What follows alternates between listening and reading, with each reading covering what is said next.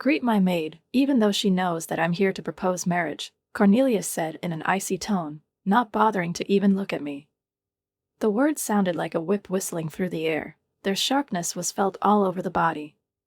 My heart skipped a beat when, confused, I shot a quick glance at Stephen, waiting for at least some hint of support. Instead, I was greeted with only cold laughter. I could barely make an embarrassed sound. Did I mishear? Was my future mother-in-law, a woman forever surrounded by an aura of majestic contempt, humiliating me now without any hesitation? Cornelia looked me up and down, and a malicious grin spread across her lips. "Oh, you're not a maid? You have such a poor face," she added with venomous sweetness, as if stating an indisputable fact. The horror that gradually took hold of me was replaced by icy fear. I turned to Stephen, believing that he would, as always, mitigate the situation, that he would take my side. But what followed turned out to be a blow that I won't recover from soon. Stephen, the very man with whom I shared plans for the future, who I believed loved me, looked at my face, and he burst out laughing. The sound was sharp as torn glass, and it bit painfully deep into me. "You're right, Mom. She really has a poor face," he said, not even bothering to hide his contempt. It was as if I froze, feeling the ground slipping away from under my feet. Everything that was happening was like a terrible dream. But to my horror, it was a reality. Cornelia continued. "I would really like to see your parents. I wonder if they will faint from the shock of seeing a house like ours." Her voice was sweet as poison, soaked with false care. Both Stephen and his mother looked at me as if I were insignificant, as if I didn't exist.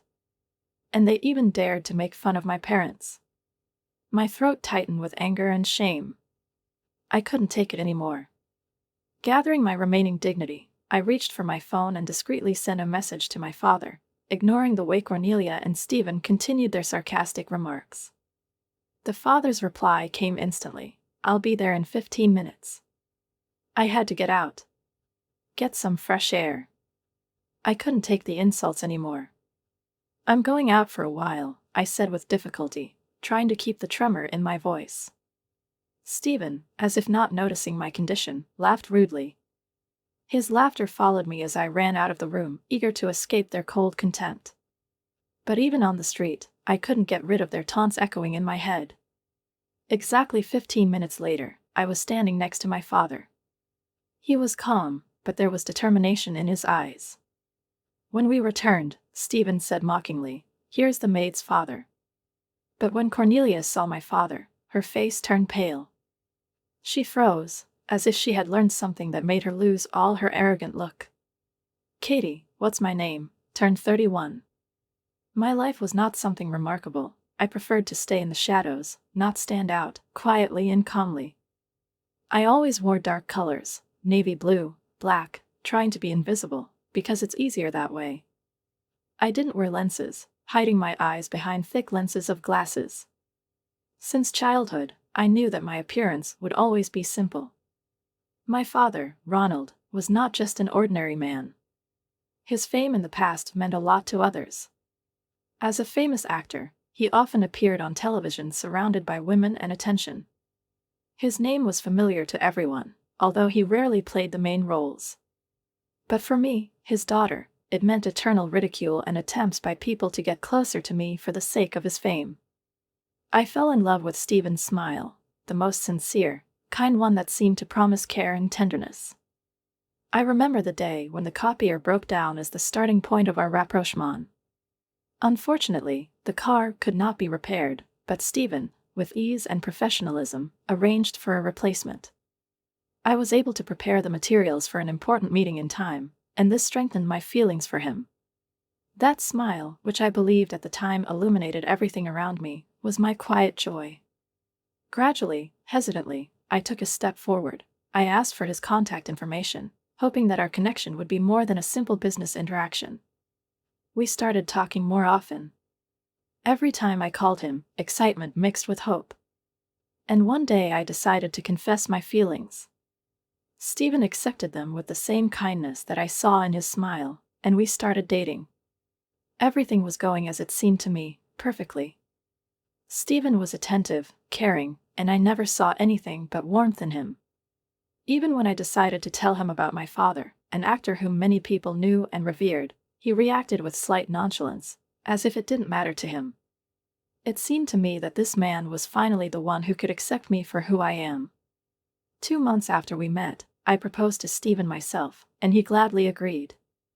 My heart was filled with happiness when he uttered those very words of agreement. But despite this, there was one shadow that haunted me: my appearance. I always wore thick glasses that hid most of my face, and dressed simply, hiding behind neutral colors. It was a habit that had been ingrained in me since childhood, when my appearance and constant comparisons with my father made me an object of ridicule. Even now, when I was engaged, doubts did not leave me. Stephen always seemed kind, but after we got engaged, something changed. A sharpness began to appear in his words, and at times it seemed to me that I could not understand where the man I fell in love with had gone. One day, when we went to a wedding fair to choose a place for a wedding, I felt it especially acutely. Stephen, full of enthusiasm, suggested considering a guest house, a large, luxurious one, ideal for a wedding for 200 people. But standing in front of this majestic building, I felt completely out of place. I didn't have many friends, and the thought of such a large-scale ceremony filled me with fear. I was hoping for something smaller, more intimate, a small circle of close people, without unnecessary pomp. But seeing how Stephen enjoys this process, I did not dare to express my doubts. We went into the cafe after the inspection, and he seemed delighted with what he saw. "The wedding venue we saw was great, wasn't it?" he said, taking a sip of coffee, his eyes sparkling. I knew that the moment had come, and I decided. I'd like something small, maybe just a ceremony for the two of us and our loved ones. I don't like to stand out, Stephen. I think you'll understand. I looked at him hopefully, expecting him to smile and agree. But instead, his face twisted into a grin. "A simple girl like you wouldn't fit into a place like this," he replied, his laughter cutting me like a knife.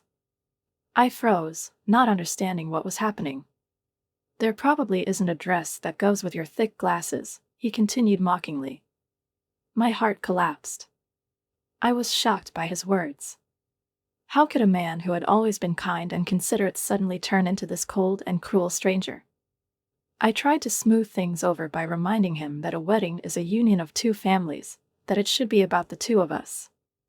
But Stephen wasn't going to give in. "My family is rich," he said with disdain, "and not having a big wedding would be awkward."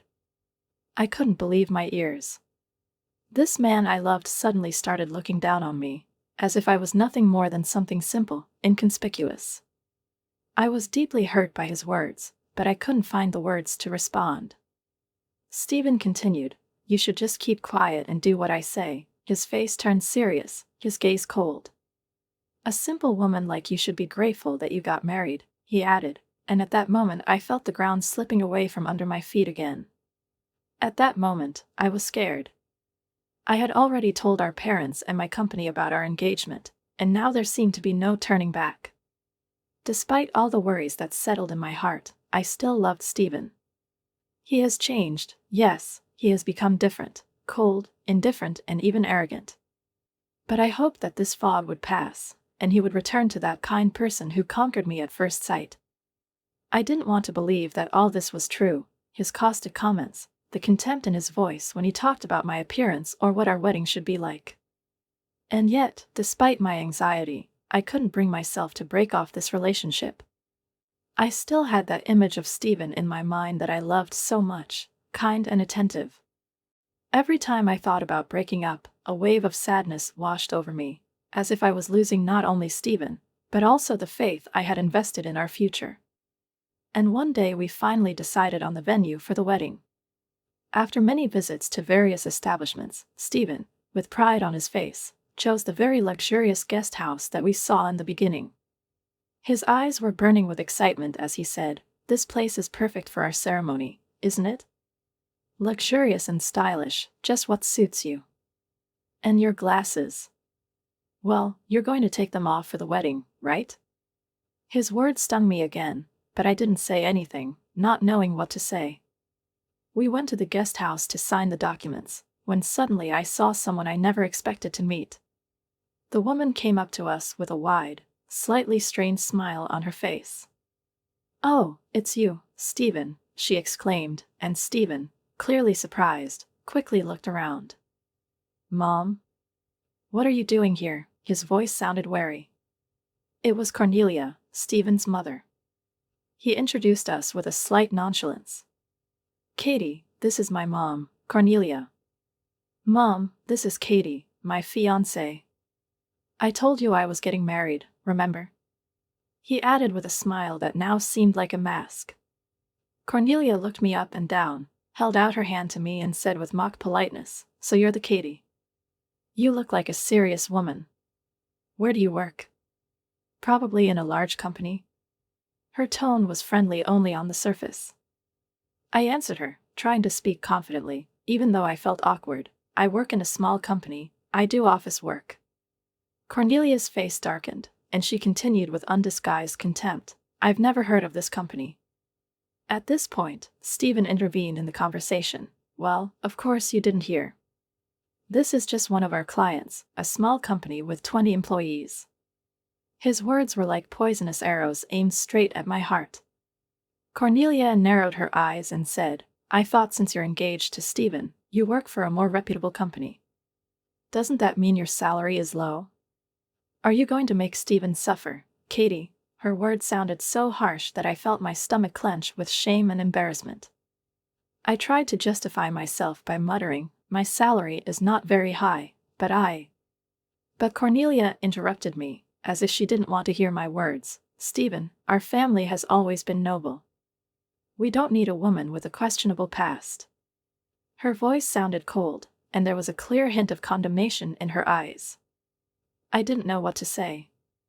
An unpleasant feeling flared up inside me, as if I was out of place, as if everything I had built collapsed in an instant.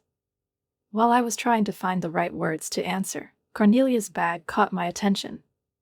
She looked familiar, but at that moment I couldn't figure out where I'd seen her before. After being silent for a few seconds, I realized that Cornelia had noticed my gaze.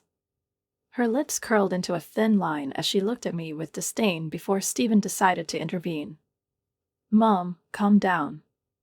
We're just going to sign the paperwork and sort it out. Soon you will become one family, so it's better to accept it." His voice sounded resolute, but not good-natured. Cornelia smiled, but her smile was bitter. She didn't seem satisfied that I was going to be her daughter-in-law. I felt a cold wall being built between us, as if the path to marriage with Stephen was becoming more and more thorny and difficult.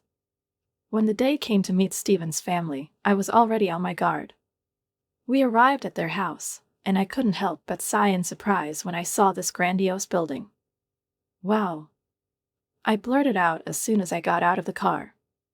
Stephen's house was incredible. It was behind a high fence, the gates opened automatically, as if by magic, and there was an elevator inside. There were more than 10 luxury cars parked in the driveway, as if it were a collection and not just a vehicle. Cornelia seemed to take a lot of pleasure in my reaction. "My husband loves cars," she said casually. I couldn't stop shaking when we entered the living room, where Cornelia was waiting for us.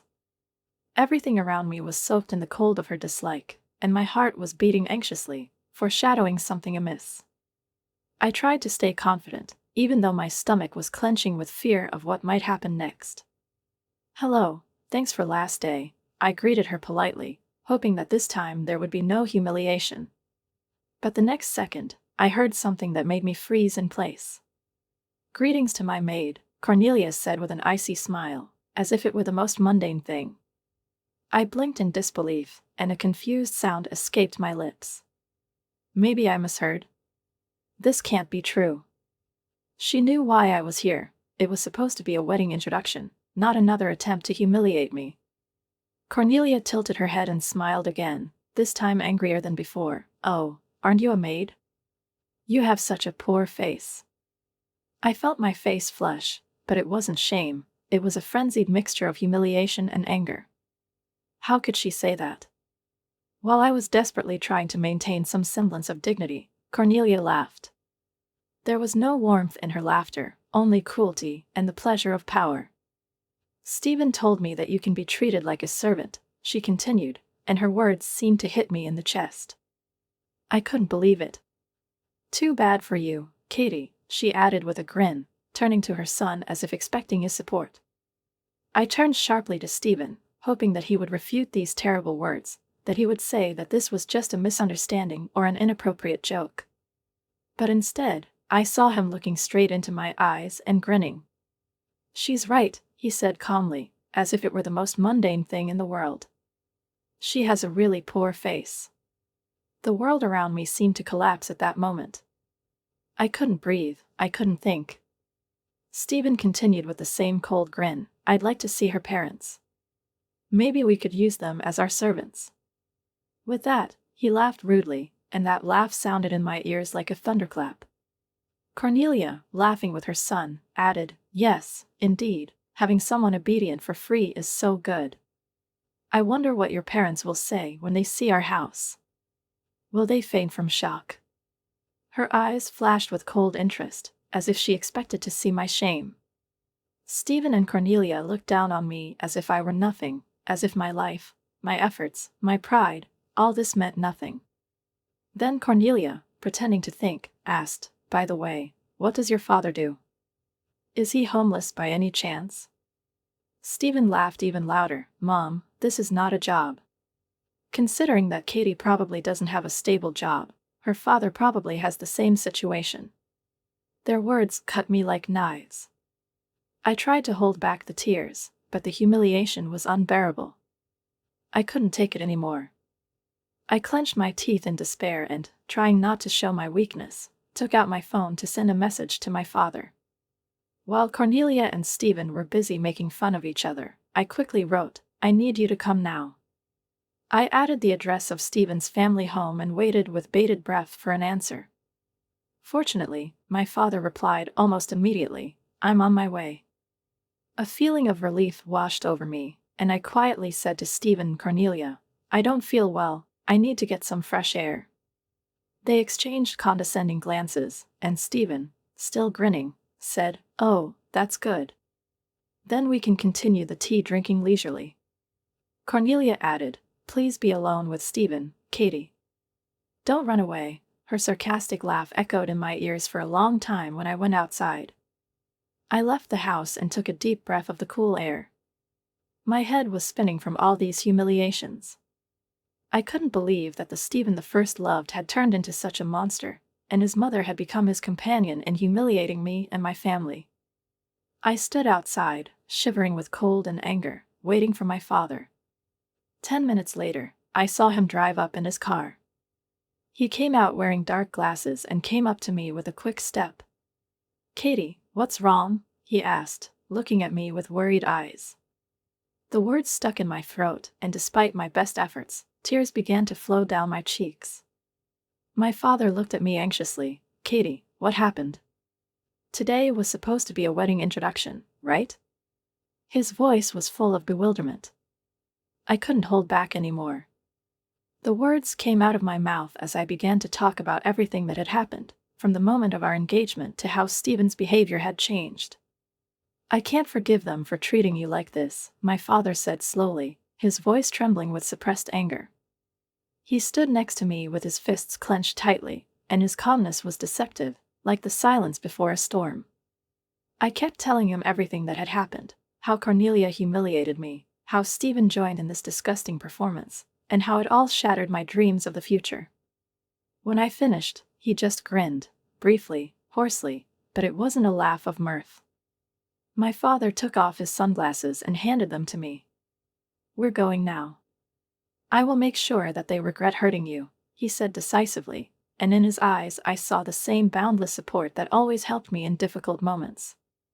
At that moment, I realized that my love for Stephen had faded completely, leaving only a place for cold anger. The anger that won't let me back down now. I was ready to make them both pay for everything they had done. My father and I headed back to Stephen's house, and now every step I took was full of confidence. When I entered the living room, I met the astonished gazes of Stephen and Cornelia. Cornelia, who had been laughing at me a while ago, now looked stunned. Her self-confidence disappeared like a mist dispersed by the first ray of the sun. I could see her trying to keep her face straight, but her hands were shaking nervously. "Sorry to keep you waiting," I said coldly, looking straight at her. She opened her mouth as if she was going to say something sarcastic again, but when she saw my father, she froze in place. Cornelia seemed to recognize him, and her face paled. It seemed as if her whole world had suddenly been shaken. "Why? Ice Ronald? Is this some kind of joke?" she whispered, her voice trembling with disbelief, and her eyes shone like a schoolgirl who met her idol. Stephen was standing next to him, his face completely blank. He couldn't hide his confusion and awkwardness. "Ronald? Mom, is he your friend?" he asked, his voice full of embarrassment. Apparently, Stephen did not know about my father's reputation among the older generation, although his name was known to many. Cornelia shot him an angry look. "How rude of you, Stephen. This man is a famous actor. My first love." Stephen looked like the world around him was starting to crumble. He still didn't understand what was going on, but Cornelia, all in her emotions, continued, "I'm a big fan of yours, Ronald." More than 20 years, her voice became filled with youthful delight again, and she began rummaging in her purse, taking out a keychain that only a member of her fan club could buy. "Mom," Stephen whispered, his voice full of shock and confusion. Cornelia, on the other hand, was completely absorbed in her feelings, ignoring her son. She continued to talk to my father as if nothing had happened between them. But her father, despite her wave of admiration, remained steadfast. His gaze was cold and stern. He was silent for a while, watching Cornelia as if weighing her every move. Finally, he spoke, and his voice sounded clear and stern. "I understand that you are my fan, Cornelia. But that doesn't give you the right to treat my daughter like a maid." My father's words were like an icy wind that made Cornelia turn pale. Her smile froze on her lips, and she froze in place like a frozen statue. All her enthusiasm disappeared, and she began to tremble, unable to find words to justify herself. My father continued, ignoring her confusion, "And you decided that I was homeless without even meeting me? That's pretty rude, don't you think?" His gaze became even more stern, glaring at her as if weighing her on the scales of justice. Cornelia clearly began to panic, her face turned red, and her eyes darted from side to side, trying to find a way out of the situation. "No, I didn't know," she muttered, starting to lose confidence in her words. She cast a desperate glance at Stephen, trying to find support, but he looked as stunned as she was. "Katie's father," Cornelia said, trying to smile, "you are more than welcome in our family." Her voice was filled with hope that her son would support her, but Stephen, feeling the pressure and not knowing what to say, only nodded in response, "Yes, of course." Cornelia continued to make desperate excuses to my father, her tone becoming even more malleable and nervous. She couldn't realize how much her behavior had changed in a few minutes, how the fear of losing face in front of the man she had admired for so long had turned her from a confident woman into a helpless and confused figure. "Please understand that my previous comments were motivated by jealousy," Cornelia suddenly spoke up, her voice trembling as if she was struggling to keep her composure. "I was afraid of losing my son." She looked around, her gaze swept over me and my father, but no longer with the arrogant contempt she had looked at us before, but with a desperate humility that seemed to cling to the last chance to save her reputation. But it was too late. I couldn't believe her words anymore. She changed her attitude only after she found out who my father was. I watched her try to justify herself, as she hurriedly tried to correct her mistakes, even saying that I was a wonderful woman who looked like Ronald. As soon as she said that, I felt waves of anger and contempt for her sudden change. It was disgusting to see how a person could change their behavior just because of their status and name. My father was standing next to me, his face grim but silent. I knew that he was worried about me, that his heart was breaking at the thought that someone could humiliate his daughter like that. But I decided that this was my battle. It's up to me to resolve this issue. Taking a deep breath, I turned to Cornelia and, holding back the tremor in my voice, said firmly, "I'm breaking off my engagement to Stephen." "You will never be a part of our family," Cornelia. Her eyes widened, filled with horror and unexpected pain. Katie, please think about it, she began, her voice rising, almost to the point of sobbing. This is my chance to become a family with Ronald. Her words were so absurd that I could barely contain my laughter. How could this woman, who had recently humiliated me, seriously believe that I would change my mind for the sake of her desire to be associated with a famous actor? No, I replied coldly, not wanting to continue this farce. Cornelia froze as if she couldn't believe her ears, her face contorted with pain and fear. No thanks, I repeated, but this time louder and clearer. Katie, you can't be serious about this. She began again, her voice trembling, as if she hoped I was joking. But I couldn't take it anymore. I absolutely don't want to become a part of your family, I snapped, and at that moment the anger that had been building up inside me all these months burst out. You made rude remarks about my work, you talked terribly about my father. I will never be able to forgive this. Cornelia turned pale, her mouth opened slightly, but no more words came. She was trying to say something, but she knew that I had already made up my mind. In a desperate attempt to make things right, she turned to my father. Katie says so, but Ronald. She smiled, her voice turned sweet, almost pleading, you want your daughter to be happy. Our family is rich, and she will be happy with us. Cornelia still believed that money could solve everything. She thought that her status, her wealth, could compensate for all the humiliation she had caused me. But she was wrong. My father, no longer hiding his disappointment, looked at her with cold determination. Katie values love above money, he began, his voice firm and calm, but his every sentence was like a hammer blow. Besides, our family has money. Being an actor, I earn a decent amount. Cornelia fell silent. Her face contorted, she didn't know what to say anymore. Her world seemed to be collapsing right in front of her eyes. Her attempt to buy a place in our family failed. My father continued, you say you're my fan, but I despise everyone who mistreats my precious daughter. Could you please stop calling yourself a fan anymore? Her father's words were so crushing that Cornelia burst into tears. If Ronald hates me, I won't be able to live, she sobbed, lowering her head. Her sobs were uncontrollable, and her face was distorted by the pain she had caused herself. Stephen, who had been silent up to this point, finally decided to intervene. His voice was full of contempt. You were pretty brave, Katie. He grinned, and there was something malicious in his eyes. You'll regret it if you break off our engagement. No one will want someone like you. Cornelia tried to stop him, her face contorted in fear of my father's reaction. But Stephen, as if enjoying every second, continued. I chose a simple woman like you, thinking that you would be obedient. I was planning to cheat on you with more beautiful girls when we get married. Now my plan is ruined. Listening to his words, I realized that I had made the right decision. My love for Stephen has been extinguished for a long time, but now it has completely disappeared, leaving no trace. Stephen's words revealed the whole truth about him. He never loved me, only wanted a comfortable and obedient woman who would obey his selfish desires. My father, gritting his teeth, looked like he was ready to grab Stephen at any moment. It seems it's my turn to fight back. Dad, wait, I said softly, stopping my father before he could take a step forward. His eyes were blazing with determination, but this was my fight, and I knew I had to finish it myself.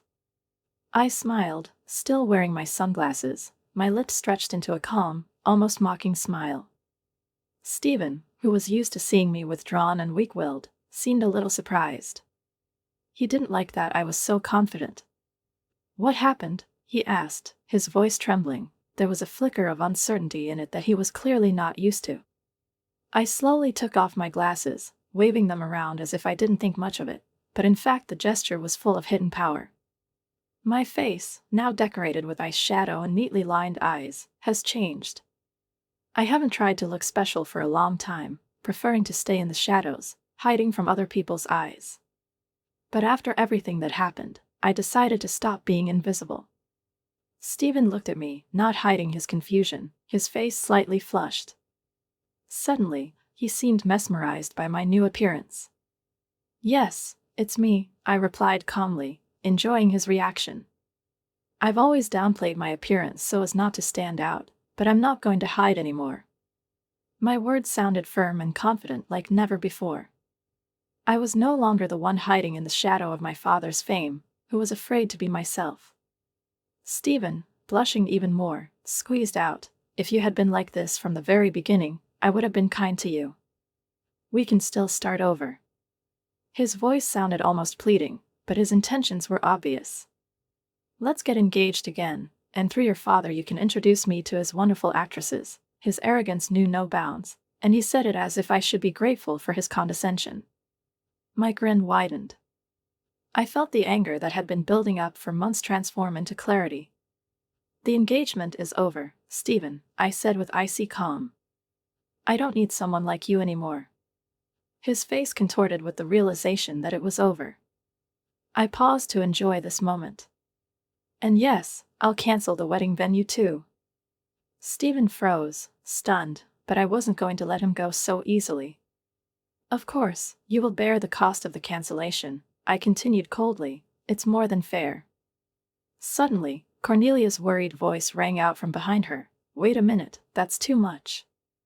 You can't put all the costs on Stephen." She almost screamed, her face white with fear of the approaching disaster.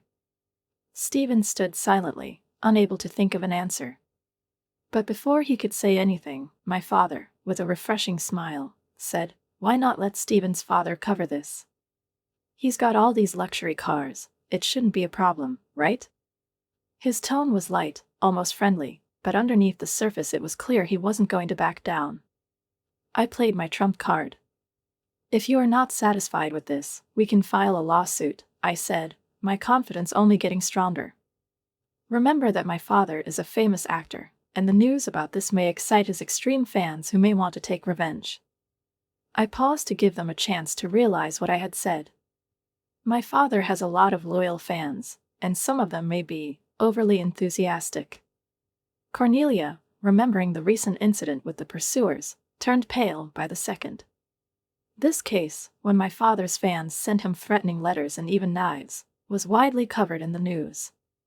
She knew that if this story came up again, she and Stephen would be in trouble. "Stephen, you have to cover all the cancellation costs," she said quickly, the fear in her voice undeniable. "We can't take any chances." Stephen, finally realizing the gravity of the situation, fell to his knees with an air of defeat. "You're kidding," he whispered, but his attempt to look confident failed. He knew he had lost. Looking at this scene, I felt relieved. "I don't need you in my life," I said calmly. Then, turning to her father, she added, "Dad, go home. I'll figure it out on my own." Leaving Stephen and Cornelia's dejected faces behind me, I felt like I was free. The engagement with Stephen was over, and now he had to pay the full price for canceling the wedding. Shortly after, Stephen's father became enraged upon learning of the incident. As the head of a large company, he couldn't let his son embarrass himself like that. My father, who once starred in an advertisement for his company, used his fame to convey to Stephen's father the seriousness of what had happened. As a result, Stephen was left with a huge financial burden, the consequences of which affected Cornelia as well. Now they were both facing not only financial ruin, but also a divorce initiated by Stephen in an attempt to save himself. My father was always there, his support was unwavering, even when storms raged around us. Their treatment of us, especially Stephen and Cornelia's behavior, was one of the main reasons why I broke off the engagement. But this was not the only reason. The situation turned out to be much more complicated. Cornelia, as it turned out, had been showing a strange and obsessive attention to my father for a long time. She attended fan events organized for his fans, spending huge amounts of money that came from Stephen's father's wallet. His patience for this was exhausted, and when he found out that Cornelia had sent love letters to my father, the situation deteriorated dramatically. Her father, without expecting it, became a victim of her abnormal attachments. The letters she sent him were not just romantic, they were full of inappropriate and bold statements. Once she even wrote, I want to get divorced and marry you, Ronald. My current husband is just a source of money." When Stephen's father found out about these letters, his anger was boundless. The divorce became inevitable, despite Cornelia's vehement protests. With the help of lawyers, the case was completed, and Cornelia herself found herself in a difficult situation.